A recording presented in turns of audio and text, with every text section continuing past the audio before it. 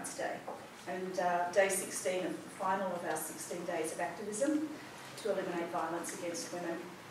Firstly, I'd like to pay my respects and acknowledge the traditional custodians of this land on which we are meeting, and pay my respects to the elders of the Ngunnawal people, both past and present. I also acknowledge the strength and resilience of those with a lived experience who are here today. Thank you all for joining us, and particularly thank you to Nicole Lauder and NLA, and who also is my predecessor at Homelessness Australia. Today we have three wonderful speakers. They all toil to eliminate domestic violence and alleviate the devastating effects that it has on women and children. I'd like to thank Travis Gilbert, Miriama Wilson, and Catherine Lumby. Women should feel safe in their own home, but the level of domestic violence in Australia is shocking. One woman dies at the hands of a violent partner or ex-partner on average every week.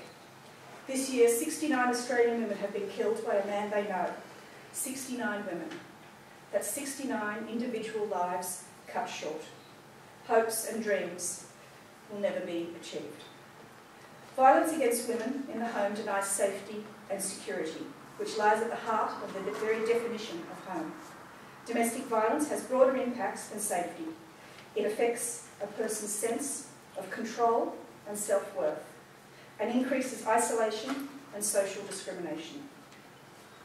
Domestic and family violence also contravenes the Universal Declaration of Human Rights. It violates, amongst others, Articles 1, to act towards others in a spirit of brotherhood. Article 3, everyone has a right to life, liberty and security of person.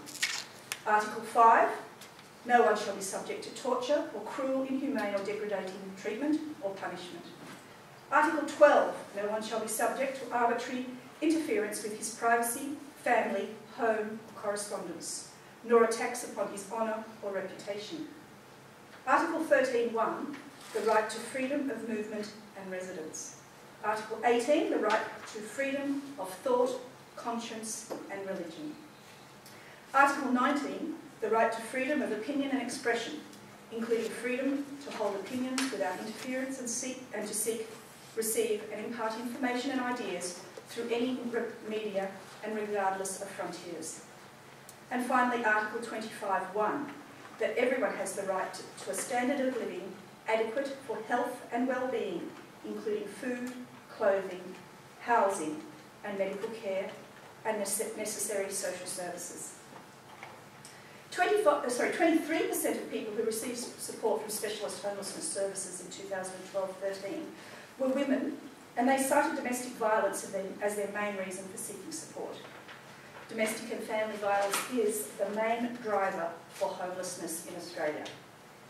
Many women who experience homelessness as a result of domestic violence will cycle in and out of homelessness services and crisis accommodation. We need specialised services that have the expertise and facilities to support women as they rebuild their lives. Fortunately, we have many of those services. These services, though, again, are facing funding issues, which needs to be addressed very shortly. Eliminating violence against women will drastically reduce the number of people experiencing homelessness.